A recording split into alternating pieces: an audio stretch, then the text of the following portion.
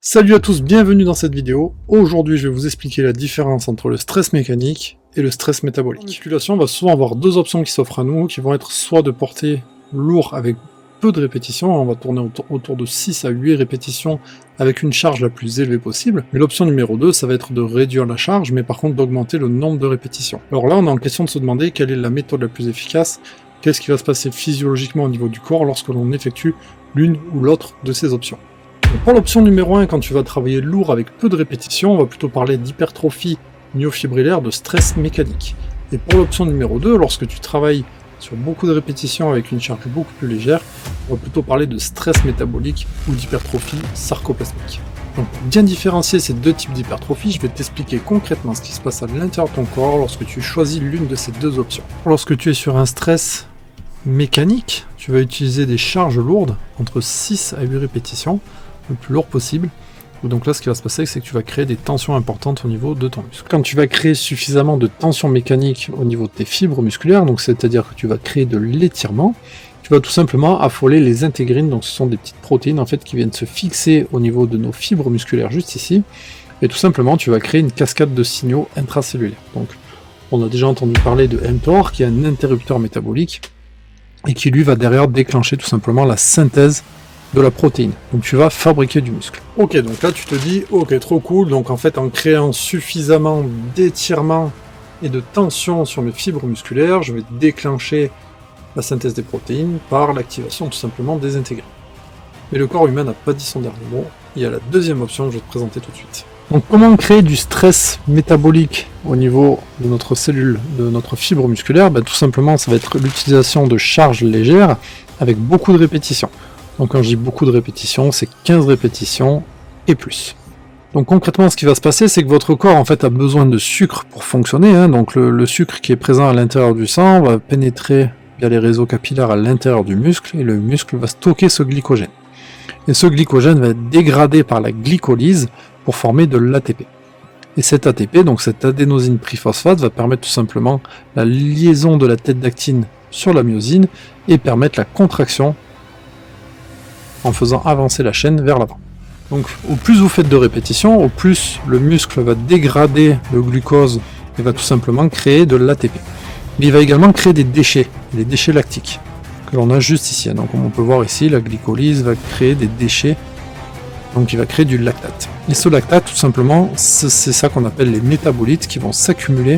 Donc ces métabolites vont s'accumuler à l'intérieur du muscle, à l'intérieur de la cellule principalement, et vont faire grossir tout simplement notre cellule. Ok, donc là on vient de voir comment les cellules musculaires gonflaient grâce à l'accumulation des métabolites, mais il y a également plein d'autres facteurs qui rentrent en jeu lors du stress métabolique. On va également avoir la production de myokines, qui sont des protéines qui vont faire messager entre le muscle et les autres organes pour dire attention, produis plus de sucre, dégrade plus de graisse, etc. etc. Donc au plus il y a de répétitions, au plus il y a de production de myokines.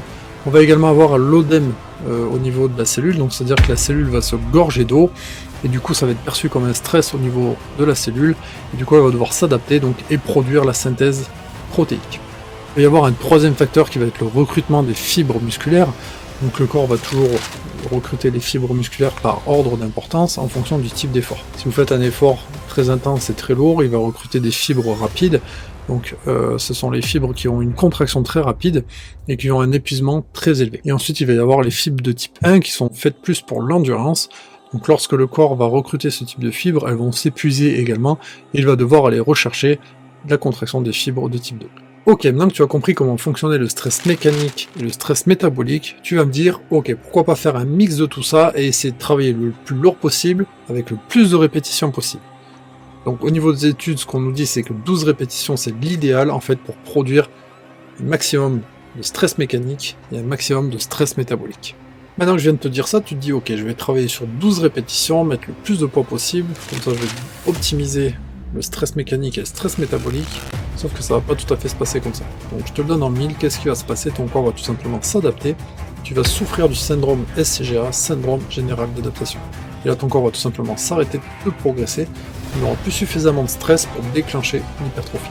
Donc pour limiter la stagnation, il va falloir que tu périodises tes entraînements, tu as la possibilité d'utiliser la périodisation linéaire que je vais t'expliquer tout de suite. Ok, donc là je vous présente rapidement comment périodiser vos entraînements. Donc elle va tout simplement se diviser en 3 phases.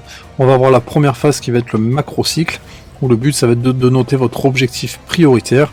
Et là, par exemple, ça peut être soit prendre de la force, ou, par exemple, dans ce cas-là, prendre du volume musculaire. Ce macrocycle va être redivisé en minimum 2 mésocycles. On va avoir un mésocycle axé plutôt sur le stress mécanique, et on va avoir un deuxième mésocycle qui va être plutôt axé cette fois sur le stress métabolique. Ensuite, on va rentrer dans la partie microcycle, où c'est là où on va rentrer un petit peu plus dans le détail. Ça va être des phases d'entraînement qui vont durer environ 4 à 6 semaines. Donc on va resegmenter, donc dans notre mésocycle 1, on va avoir 3 microcycles, qui vont aller de l'endurance musculaire à la force. Et dans notre mésocycle 2, on va être plutôt axé sur le stress métabolique, on va être plutôt axé sur l'hypertrophie, donc sarcoplasmique du coup, et on va faire varier en fait le pourcentage du 1RM et le nombre de répétitions. On va également avoir des petites phases de récupération, ce qu'on appelle des phases de deload, qui vont permettre tout simplement encore de se régénérer, de récupérer au niveau articulaire, et de pouvoir progresser un petit peu plus facilement. Allez, pour conclure cette vidéo, j'espère que tu auras compris qu'il faut bien intégrer dans tes entraînements ces deux types de stress, mécanique et métabolique, donc faire des séries courtes et lourdes, mais également faire des séries beaucoup plus longues, avec une fourchette de répétition beaucoup plus importante et des poids un petit peu plus légers. Ça va tout simplement te permettre de créer du stress métabolique et également du stress mécanique. Donc tu as compris également qu'il faut bien périodiser tes entraînements pour bien alterner ces différents types de stress, mécanique, métabolique. Donc pour faire cette vidéo, je me suis tout simplement aidé du livre Hypertrophie de Brad Schofield aux éditions Fortrainer, que je vais t'afficher juste ici. Voilà, j'espère que cette vidéo vous aura plu. N'hésitez pas à commenter, vous abonner à la chaîne, ça fait toujours plaisir. Je vous dis à très bientôt pour de prochaines vidéos. Ciao!